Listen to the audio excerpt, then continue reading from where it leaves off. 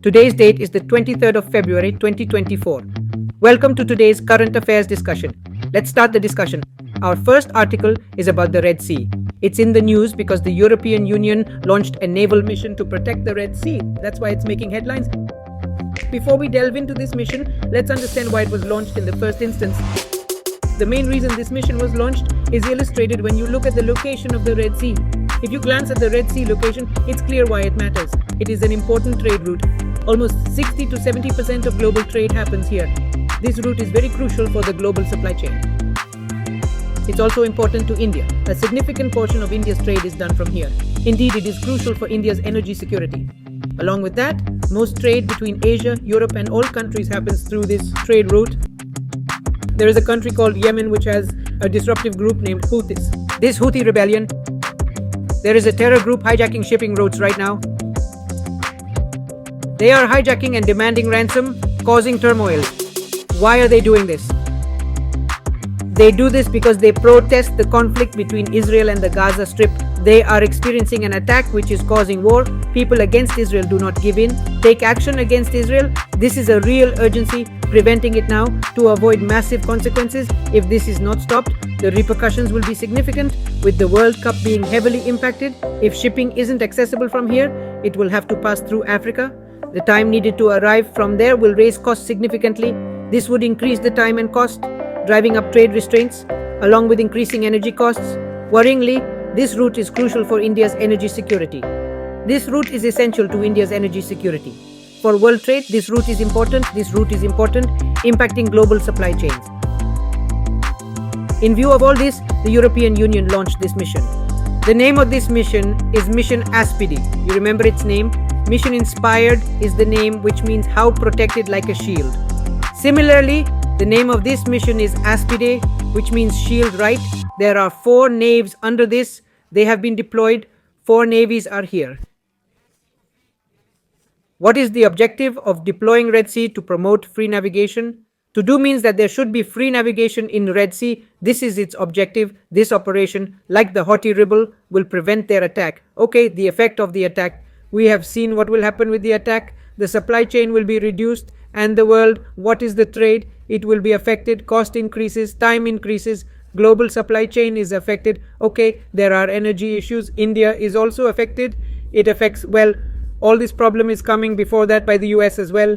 A mission was launched. Its name was Operation Prosperity Guardian. This Operation Prosperity Guardian was a multinational operation with over 20 countries participating, such as Australia, the US, and Canada. All of these countries participated. In addition to these, there were some US allies such as Japan and Germany that did not participate in it. They stayed away from it. In response to this, why they stayed away, a mission was launched in the Red Sea by the European Union, and the reason for this would be that the rest of Europe will join. That's why a mission was launched by the European Union called Aspide. Aspide is the mission of the European Union, and Prosperity Guardian is a US mission. Okay, along with these two, there were some countries like India with separate missions, also launched by them from France, so that any prevailing tension can be addressed. This was our complete article on the Red Sea. Please check out the location of the Red Sea, which is its neighboring country. Which country's border touches the Red Sea? There's been a lot of buzz about UPSC prelims. A question could definitely arise from here. Let's proceed to our next article. Our next article is about why Sora is in the news, about OpenAI. OpenAI is a company that created ChatGPT. They've developed a new AI for generating text to video called Sora. The company was established as OpenAI and has now developed a new software called Sora. Okay, you've got the idea. Now let's look at Sora. Sora is a term from Japan's world. It means Sky Sora is a diffusion-based AI. The term diffusion refers to the model that generates high-quality images. This means that it's a differentiated model of A. This diffusion-based AI does not indicate that the AI generates high-quality images. So, who launched it? It was launched by the OpenAI company. The same company that launched OpenAI also launched ChatGPT. This will be used to generate text to video. What are its features? First, it will generate text to video, and additionally, it can generate complex AI scenarios. You wouldn't have heard. Like, you may write something like how to prepare for UPSC and ask it to generate a video for that. It'll generate a video for you. It's not as if the video is somewhere on the internet. It'll generate a completely new video and give it to you. The disadvantage is that you might say, give me a speech like this. Give me a video where Modi ji is giving a speech against someone. And in jest, it will generate such a video, and you won't understand. If you share it, people won't know if the video is original or if AI generated this. It can cause problems. Simply put, people will get provoked thinking, how can Modi ji say this? How can a political leader speak like this?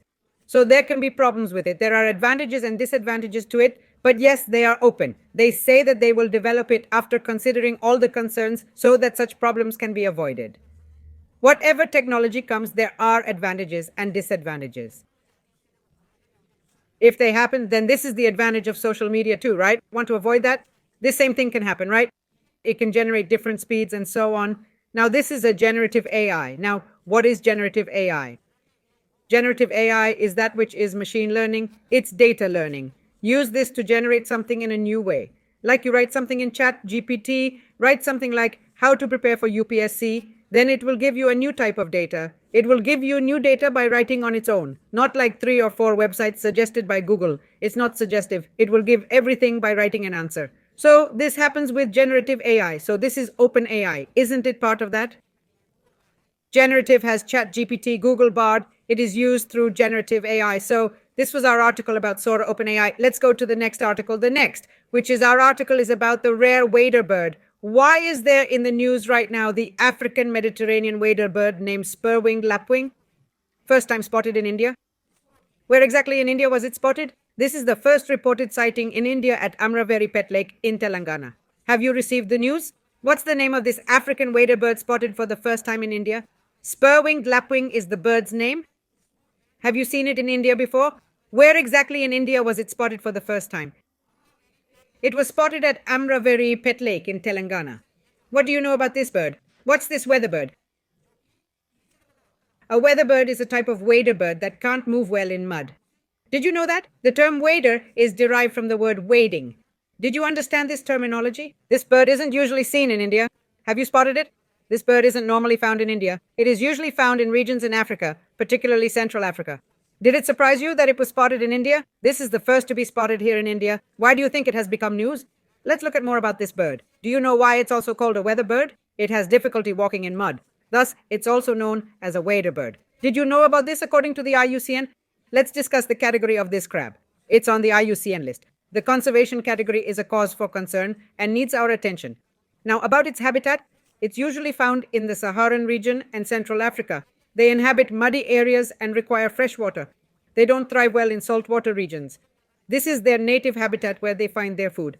Now, let's talk about their diet. They're carnivores and feed on insects, worms, and small fish. These are their common food sources. Now, let's go over its physical attributes. These crabs have a black face, similar to a black peacock. The upper part of their body is also black. The middle part is white. The back is brown, a mix of brown and white. Lastly, they have long and thin legs. That's why they get stuck in the mud, right? Their sound is a 666 sound. Sometimes they also make this sound. Who can do it? Who can do it? This was our article about the rare wader. Now let's look at this article called the Amaveri Pet article. Where is this article? Why is it famous in Telangana? Here, birds of various kinds arrive, and it's also very famous for fishing.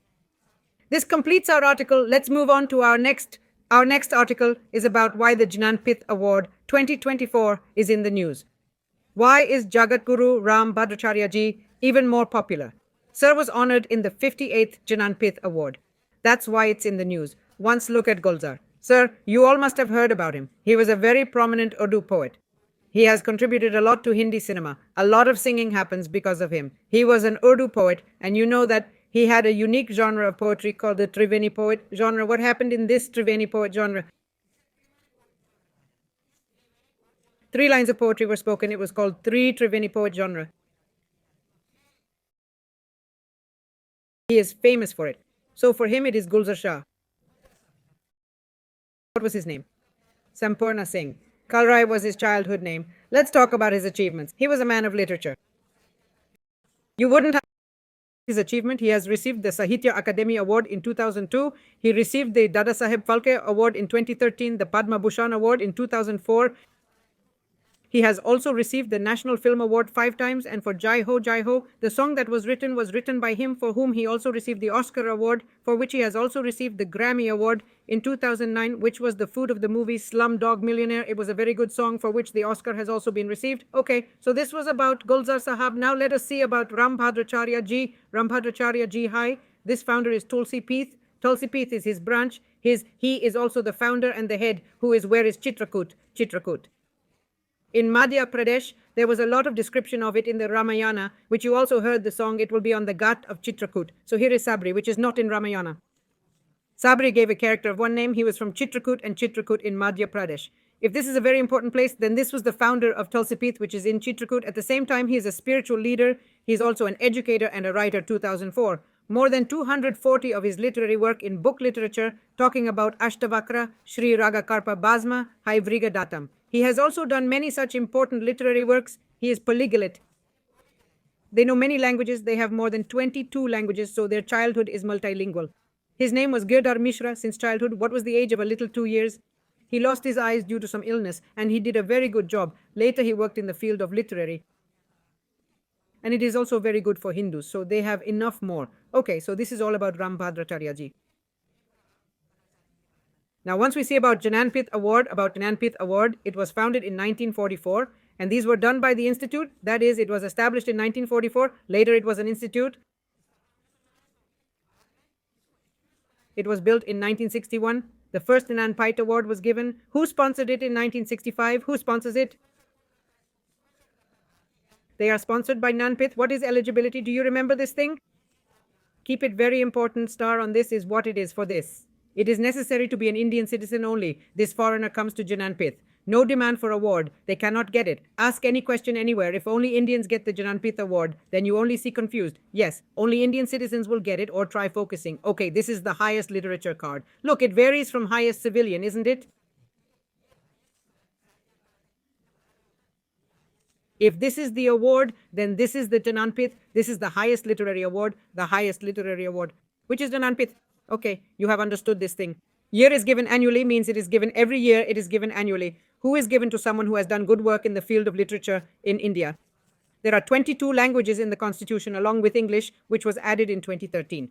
Whoever did a good job in these 22 languages along with English was honored. What was given in the award? 1 lakh rupees were given. Also, a copper replica of Mother Saraswati was also given. 2 lakhs, 21 lakhs along with the copper replica were given. This sums up our article about the Gainfit Award. Our next article now is about Vasudev Balwant Phadke Ji. Why is he in the news and why is his birthday being celebrated now? Let's check the news. Once about Vasudev Balwant Phadke Ji. He is referred to as the father of Indian armed rebellion. The struggle of Indian farmers was ongoing. Our country, India, was fighting for its independence. So what was happening back then? This is what was happening. When Gandhiji entered, you'll see this at the start, the revolution of 1857 or even before that. What happened gradually is our leaders at that time, etc., would go to the British requesting them to give us freedom and to carry out our work. The gesture of respect is that they used to pray. We used to try, you do this work for us, bring this reform. But before that, there was no rebellion. This was Vasudev Balwant Phadke Ji. These were the leaders among those who were the first to take up arms. That is, to take up arms first. Vasudev Balwant Phadke, one among the leaders. Have you heard about them?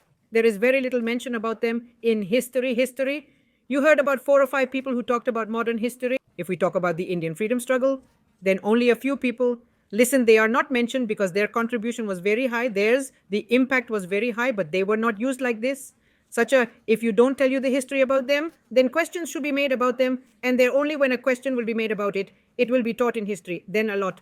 He was an important leader. He is also called father of Indian Common Rebellion because he started the Common Rebellion. It was one of the first revs. They were the ones who started the rebellion. The credit goes to them for starting this Common Rebellion. It is right to give credit to him. He was inspired from Dada Bhai Naroji and M.G. Ranade. He was inspired by them. What did he do? What did he contribute to India's freedom struggle? Then he would go from village to village, start speaking there, start rallying. Then he went from village to village. People used to get inspired. They would give speeches, tell them that you are fighting against the British. Then they used to form these organizations and work, all right. So he started the first revolution. They used to go and work by forming organizations. So he also formed the first Revolutionary Army organization. In 1879, he formed the first. An organization was formed which would work to make revolutions, which would be used for the British. Gopal Hari Karve Vishnu Gadesh helped him to fight against him. Ji and Vishnu Dedar Ji had helped them, but for whom did they help? He formed an organization called the Revolutionary Army Organization in 1874. He established a native institute in Pune. It was a native institute. It was the region of Maharashtra that used to educate people there. He used to educate and later died in 1883. That is 1883. And why did they do the rebellion? What was the reason, first of all? What was the reason? His mother had fallen ill and the British government would not allow him to meet her. The British government did not want to go and meet them. Then they got angry in their mind that, man, my mother is ill, my mother has died. Still, if I am not being allowed to meet, then this is wrong, isn't it? Also, what was there in the Deccan region at that time? If it arrived, then the famine had arrived. The British government raised the revenue. Having increased, one had come to famine, people are dying, and the revenue increased, which also caused distress to people, and there would have been other activities. Activities like plague came. They became very angry after seeing the activities of the British government. These furious, they generalized and used against the British. Then what did they do? Organized public meetings in Pune and promoted tribal people, worked them, fought with them. Then they got a lot of support from the tribes like Bill, Koli, Ramoshus. He had given them lots of support and talk about their method, what kind of method they use for rebellion. So what is this?